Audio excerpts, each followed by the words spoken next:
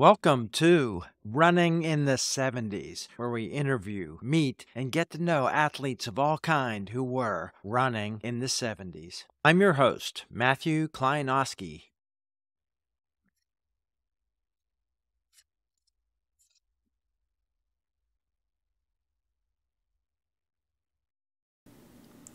To finish season 1 of Running in the 70s, here's the last part of my conversation with the amazing Lorraine Moller.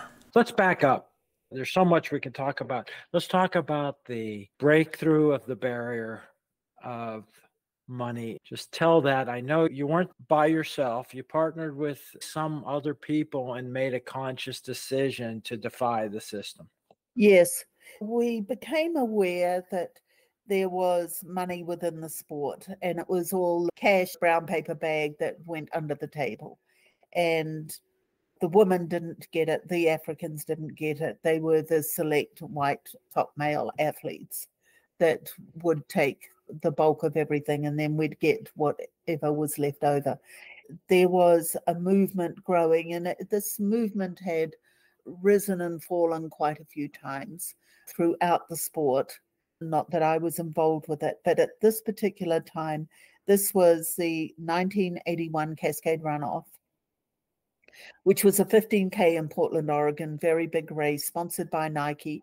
Nike put up a $100,000 purse, and it was designed to get the athletes en masse to take the money and push for this professionalism, but to do it in a way that it couldn't be ignored. Because usually if it's just one person doing it, whatever, you'd just get picked off, you'd get banned for life and scare everybody else off. So it had to be strength in numbers. There was a meeting the night before and the athletes were invited and we went. So it was put on the table and it was said that if you want to run, you have to sign up and say you're taking the cash. And we were in good company. There was Bill Rogers and Frank Shorter and all the top Americans and etc. There was this good purse, first, second, and third. You got 20,000, 10,000, 5,000, which was really pretty cool. I decided, I was so buzzed. I was with Alison Rowe and Anne Ordain, and we're like, and if I'm doing it, I've run out of money, I'm going to do it no matter what. Alison was hot on it, and she said, oh, I feel like a Christian going to the Crusades. And so we all signed up for it. We went, okay, if you do it, I'll do it, I'll do it, you do it. And so we got in this race, and Anne finished first in the women's, Alison finished second, I finished third, and we all took the money. And then all hell broke loose in New Zealand. You weren't going to get away with that easily. Yeah, the Americans took the money in the men's, and there was also, I think, a masters runner. I think it was Domingo Tibaduiza. He also took the money. And so then we all sat and waited. It was huge news in New Zealand. It was a front page on the newspapers, and our federation got into gear, and then they had an emergency meeting, and then they declared us banned. Alison was living in New Zealand, Anne and I were in the US. So Alison was getting the brunt of it. She got a lawyer, and then she claimed she hadn't taken the money, she'd put it in a trust. They didn't ban her, so then it was Anne and I that were left out. They'd made a stand and they were heavy-handed, but the public opinion was so sympathetic. Even the Prime Minister came out and claimed that we were brave and we were making a stand against hypocrisy and all this kind of stuff. Anyway, Anne and I just kept on racing. Did the race directors just invited you even though you were poisoned at that point? Yes, there was a showdown at the Bobby Crim 10 miler, and I showed up, and then we'd formed our own federation, the Association of Road Running Athletes. And that was fairly active. That was spearheaded by Don Cardon and Chuck Gelford, who's a lawyer, who was also the race director of the Cascade Runoff. So I went to this Bobby Crim 10 miler, and the night before the race, I got called by the race director who said, you cannot run. there are 3 British guys here, and these British guys said that if they run against me, that their federation will ban them for racing against a professional. So that was the contamination rule that existed on the books.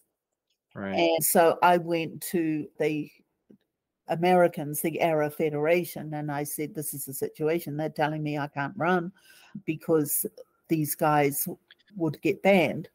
And so we've got John Sinclair, Don Cardong, Paddy Catalano, oh gosh, all the top American runners.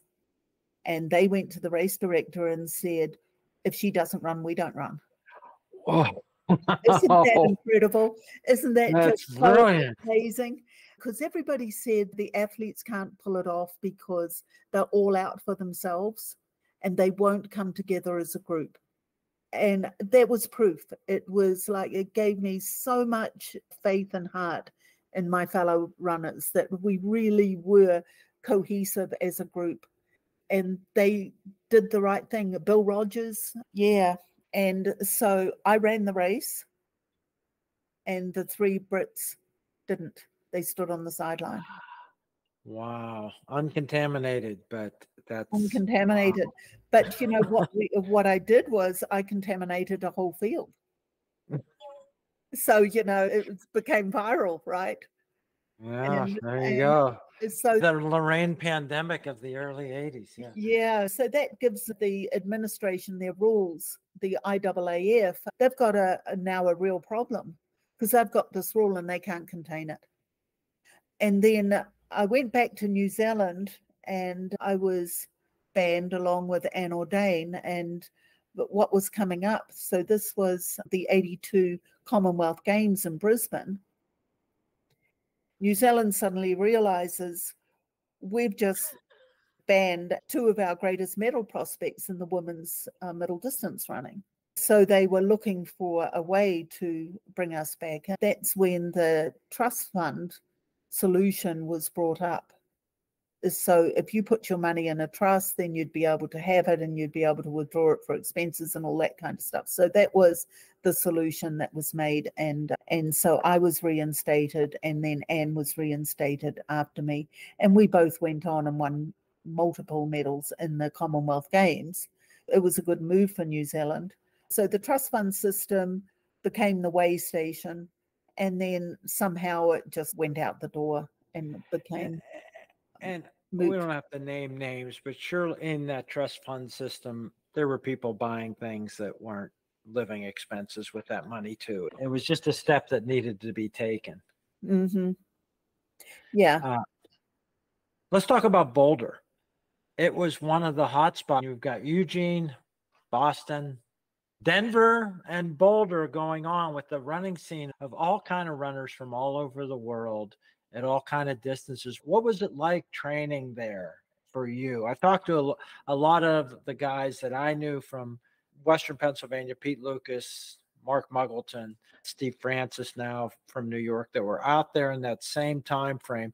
And they talk about showing up at a track and just seeing who's there and doing a workout. Were you more structured in your workouts, or were you part of that free-flowing community? No, yeah, look, I had my own program that I followed, but we'd go down to Pottsfield, which is the track down there, and yeah, to be a who's who, it'd be like a little mini Olympics. No, it was absolutely amazing. And we had quite a nice group. There was Priscilla Welch from England. Ingrid Christensen was coming in training for long periods of time. Steve Jones moved there from England. Steve's still there. Mark Platches from South Africa, right, world champion in the marathon.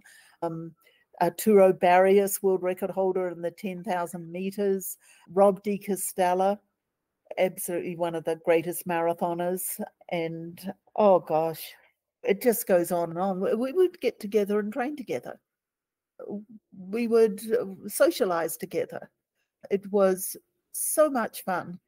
And I remember, Matthew, I went to a turkey trot because I went, okay, I'll win a turkey. And so my family will have a turkey for the evening. So I'll run down to the turkey trot and get myself a turkey with a 5K run. I get to the start line and there's Ingrid Christensen, Rosa Motor, and it's all on for this turkey. And I think I finished third, and third was a mug, and I didn't get a turkey. And I was like, dang. And Rosa Motor came over, and she must have seen my look or whatever. And she said, look, we don't have Thanksgiving. I don't want the turkey. You have mine. So I got the turkey anyway, because Rosa Motor gave me hers. But that was the climate there. It was terrific. I loved it.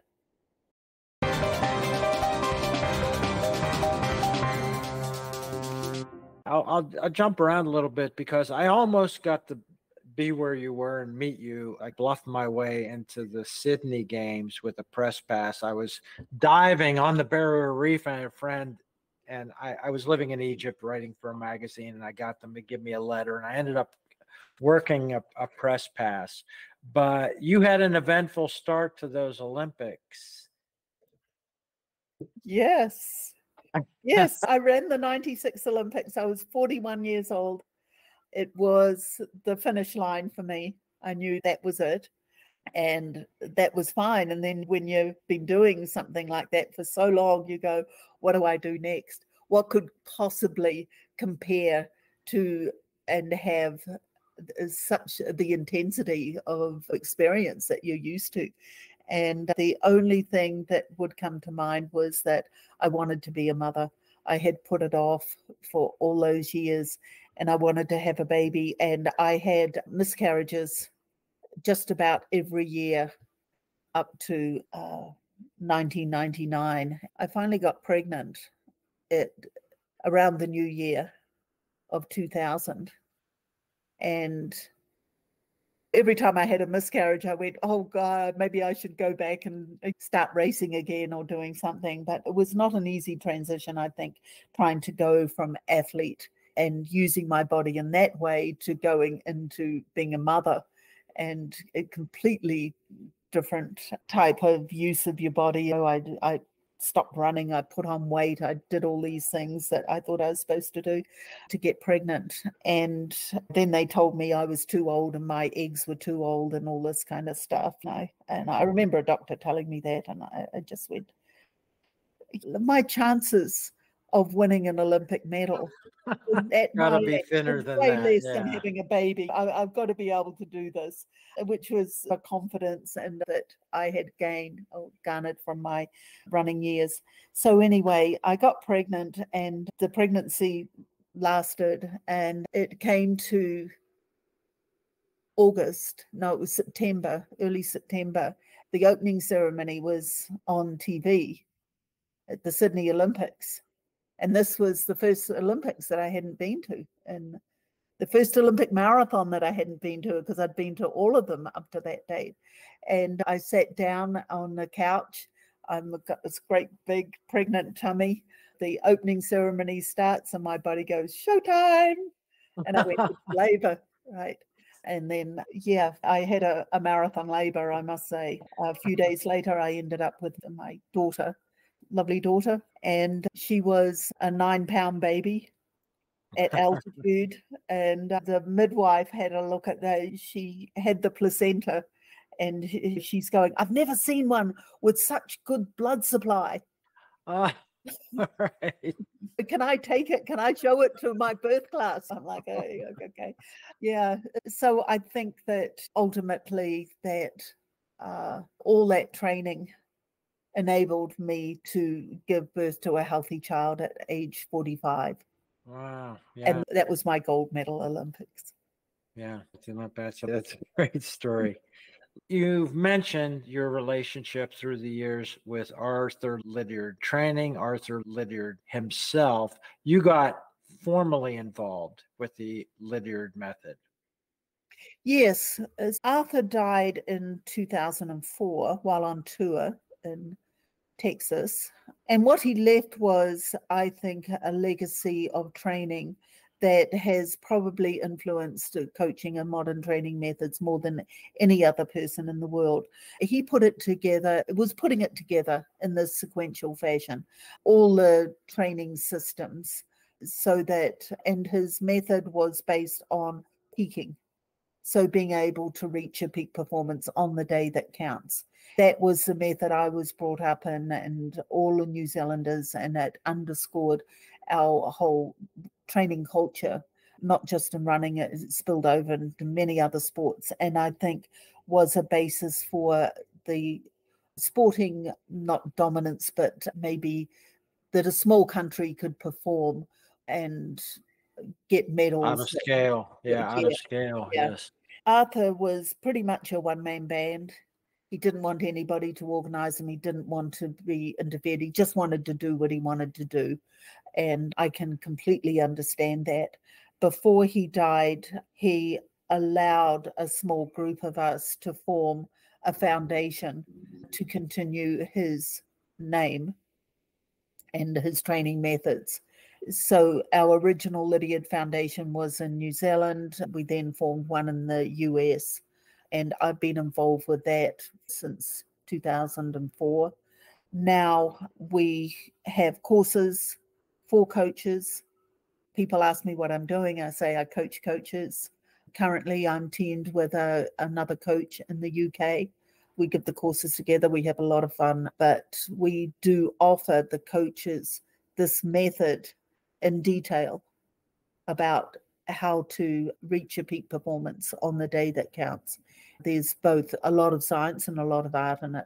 The thing about Arthur, Matthew, is that he was probably the first guy to talk about periodization, even though the exercise physiology has had to catch up with Arthur Lydiard rather than the other way around. Peter Snell, who was his star athlete and was on our board for many years till he died, Peter got doctorates in sports science and sports medicine and etc., and studied the method and why it worked. And after all these years of studies and research, and he's a very scientific type of guy, he said that the method was perfect as it is.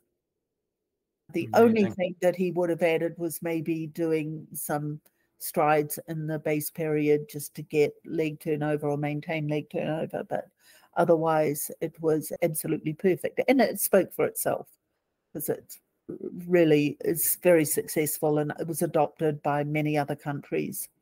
Interestingly enough, the only country that didn't adopt, not the only one, but one of the countries that didn't adopt Lydiard training as its official training method was New Zealand. Really? That's crazy.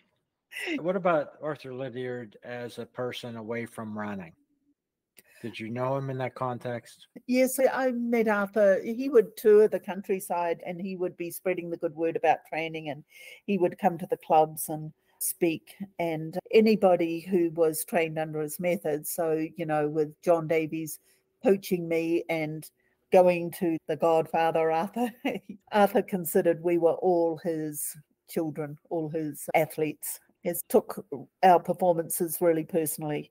He would come up and like, how's your training going and what are you doing? And he had tabs on me from when I was a teenager. So that influence was always there.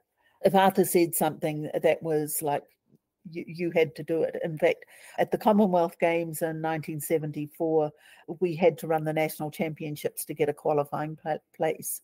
The 1500 meters was the first event that I tried for, and I didn't finish in the first three in the final. Then my next chance for making the team was the 800 meters. Arthur came up to me before the race.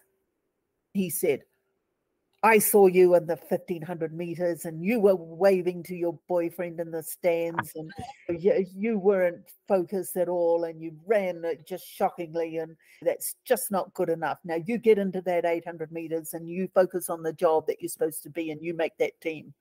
Boy, I went out there and I made that team because I was too scared not to. That's brilliant. I talked with a runner in Pennsylvania. He talked about going around with Arthur at some of the shows for the New York Marathon and everything. The comment he remembered is Arthur said, I like these American hotels, but the problem is they don't have a fridge for the beer. So do you remember anything about him? Certainly it was okay for him to drink alcohol. I don't know what he thought about that for athletes, but he seemed like a great guy to socialize with too for people. beer back in New Zealand was the first replenishment drink. Yeah, I was running with a group when I was at university. So I would have been 17, 18, 19. We would do our Sunday runs with this group of guys. So the pubs were all closed on a Sunday. It was against the law to be open on a Sunday. And somebody knew somebody who owned a pub. So we would all finish on Sunday at this pub, and they would have beers. And I was given stout and raspberry, because stout and raspberry build your blood, Right. get your minerals back. Who needs Gatorade and all those things? Yeah. The many honors you've gotten, you're in the Boulder Hall of Fame, you're a MBE. What was that like? The government, the crown.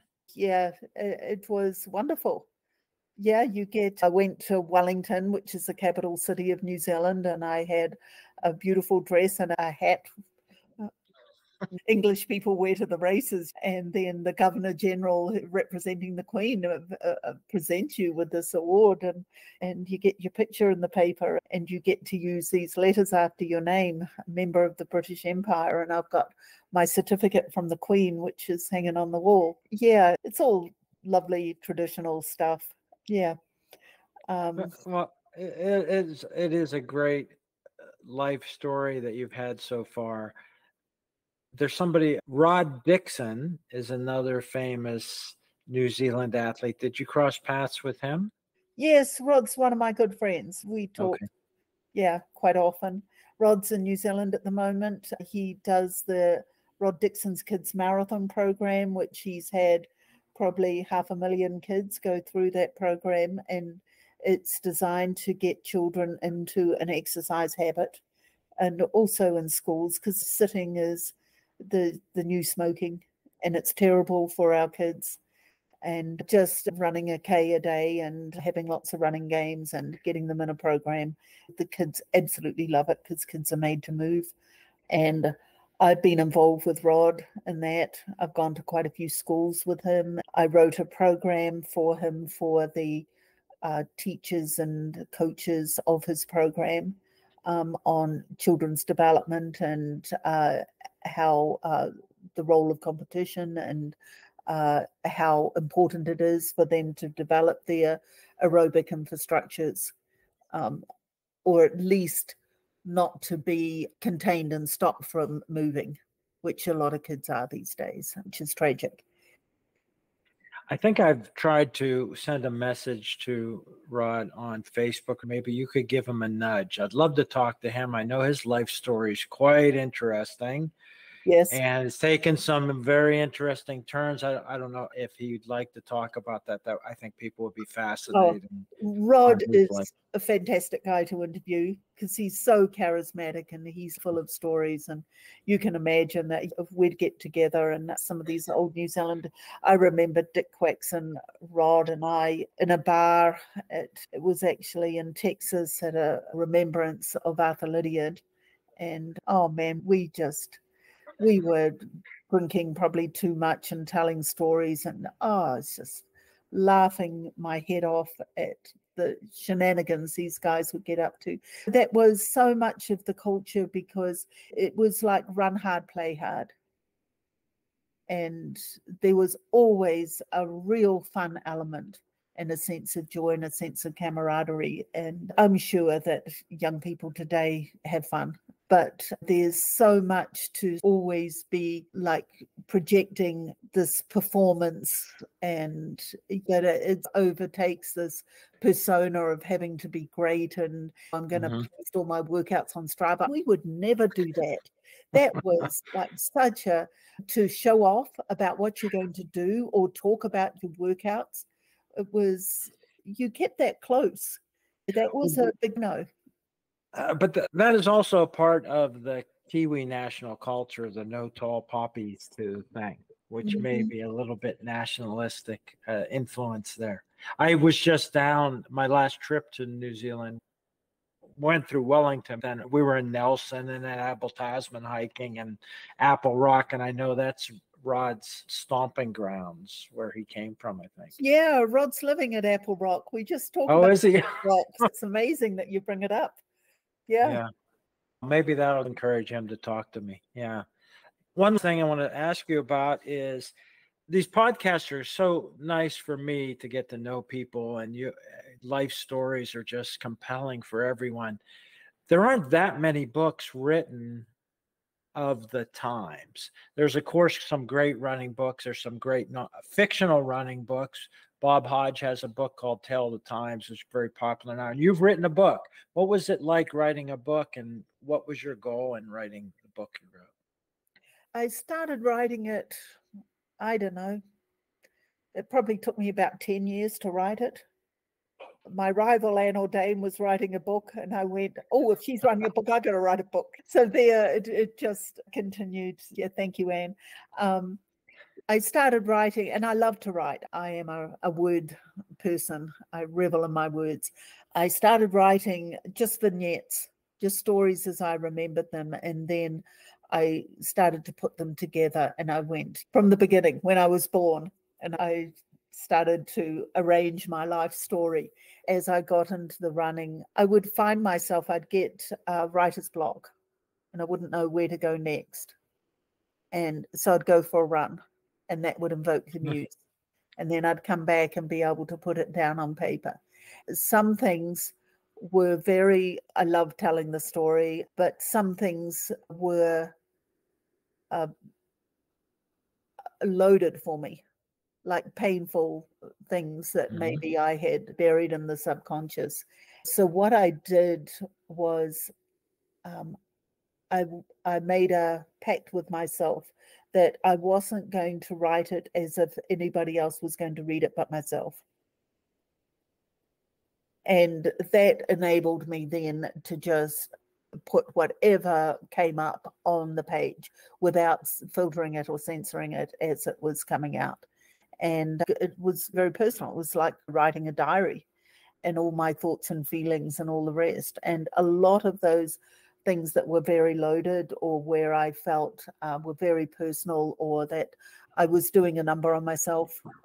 Oh, you're not good enough. You weren't fast. Oh, you only got a bronze medal. That was quite a loaded one for me. How hard can an athlete be on themselves?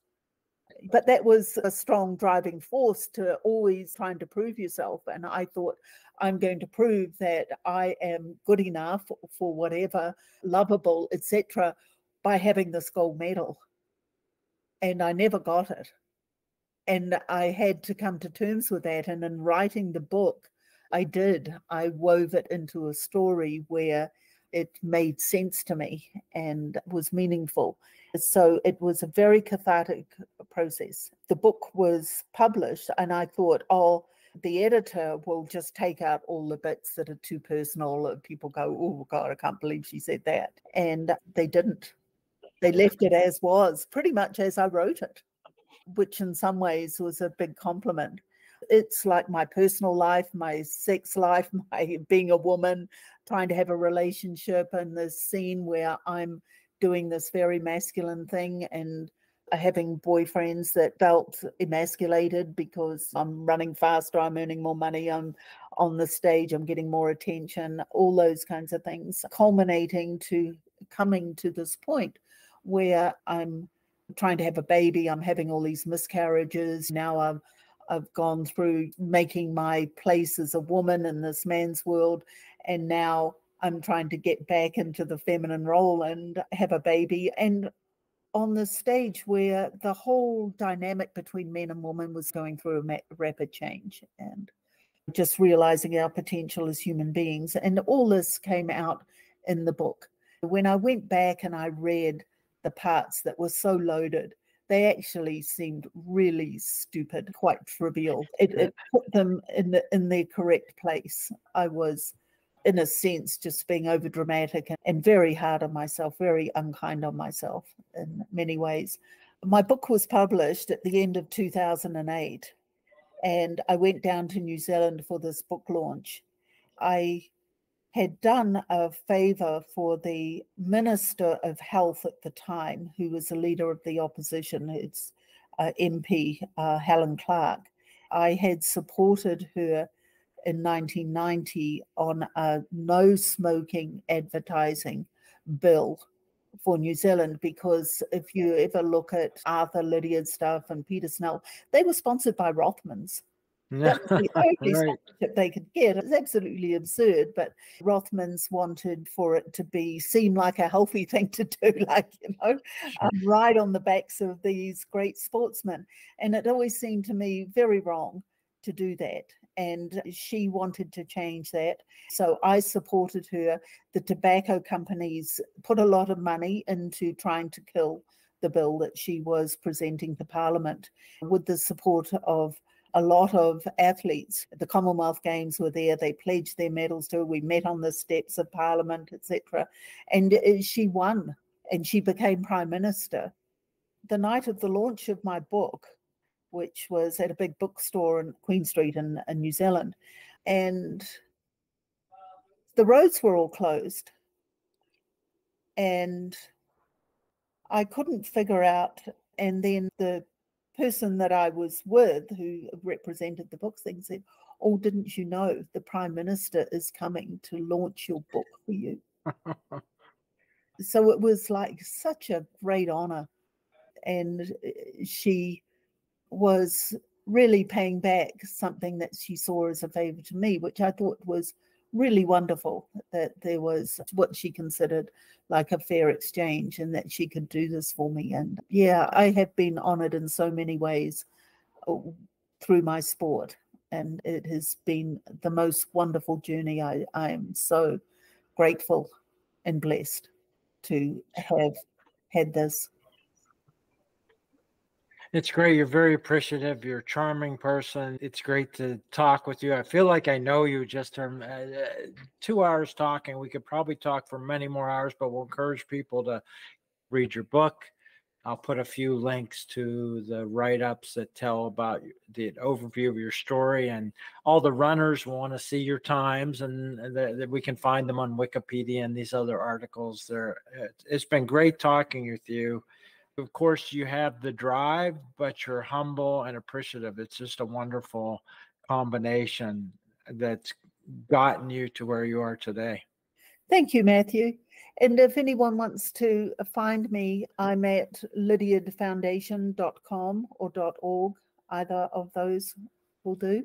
Lorraine at lydiardfoundation.org will get somebody there. And I'd really like, if the coaches and they're interested in our programs, it's really great. And my book is called On the Wings of Mercury, by the way. It's out of print, but you can get a secondhand copy. Don't pay the earth for it. I am going to get it republished pretty soon. What's your hashing stories?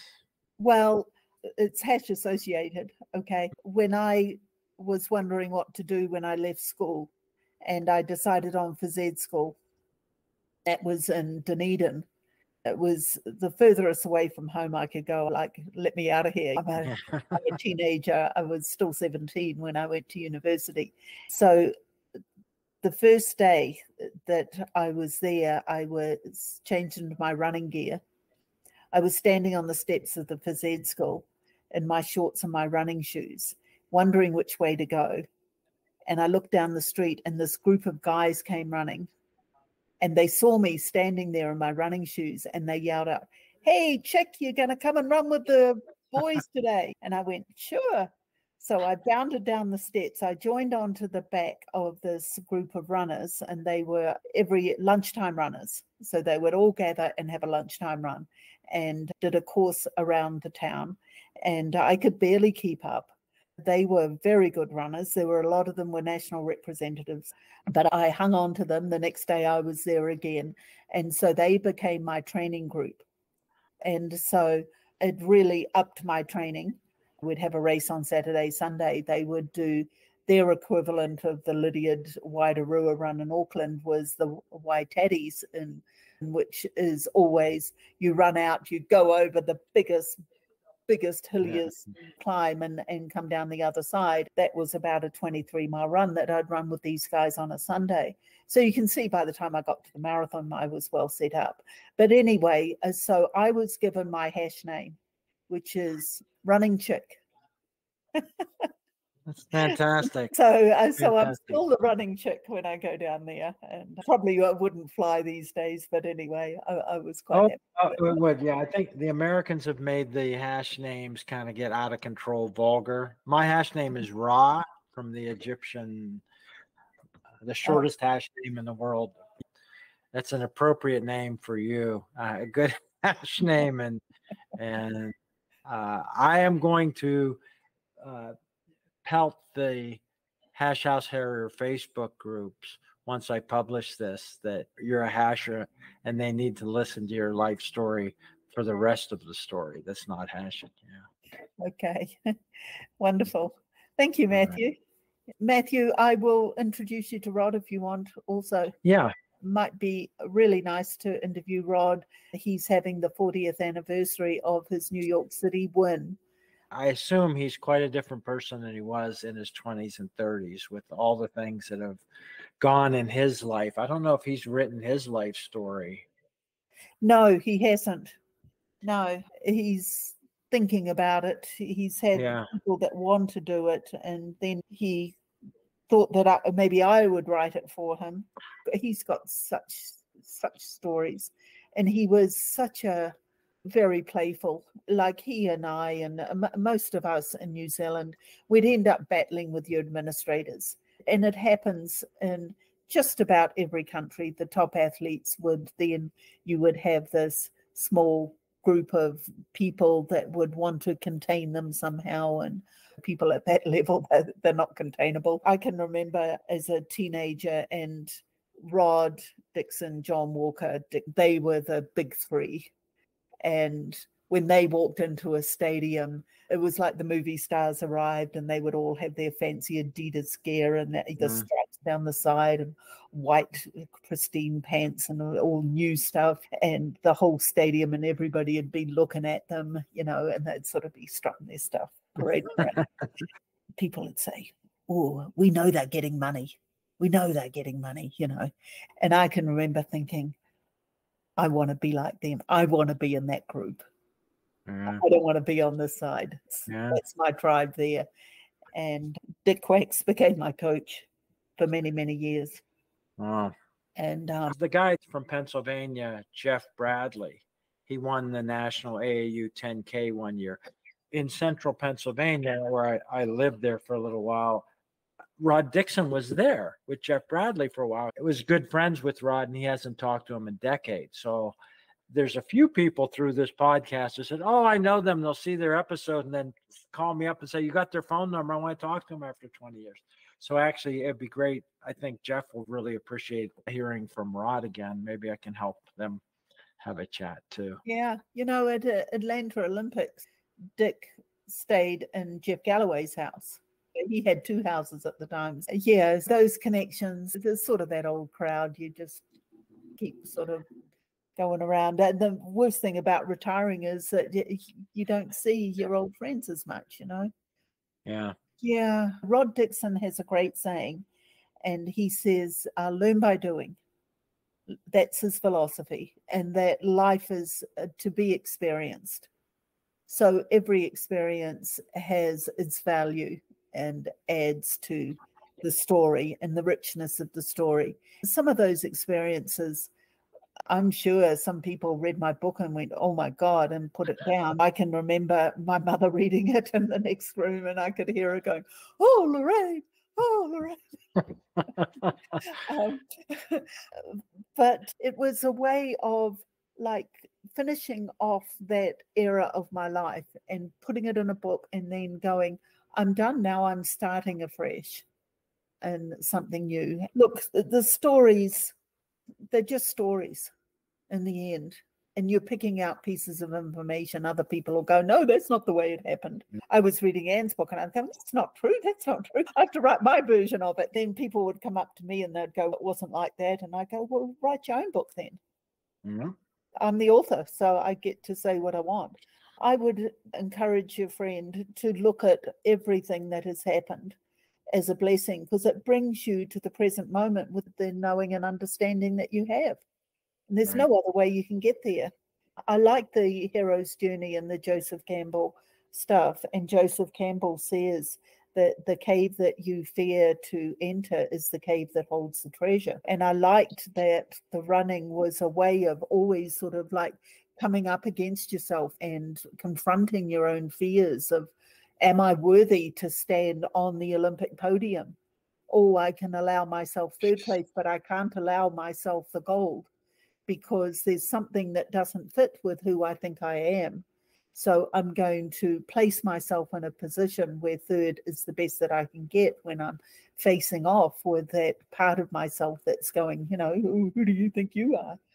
It's such a neat and interesting way for us to face ourselves and to learn about ourselves. And the thing about running is that the energy moves. It's going to move because you're moving. That's it, Mhm. Yeah. So Thank you so much for all this time, Lorraine. It's been great talking to you. Who should play you in a movie? They should make a movie about your life. gosh. Yeah. I always thought I'd be sort of like a cross between maybe like a Bridget Jones and in the in the stadium, and athletic Bridget Jones. No, I don't know. Yeah. I know all the people that maybe were less aware of your story will really be excited about hearing this. So thanks again. Okay. All right. Cheers. Yeah. Bye-bye. Fantastic. Thanks. Bye. I hope you enjoyed another episode of Running in the 70s. Voices, stories, and memories of athletes who were running in the 70s. Until next time, wherever you are, keep looking forward and don't forget to look back.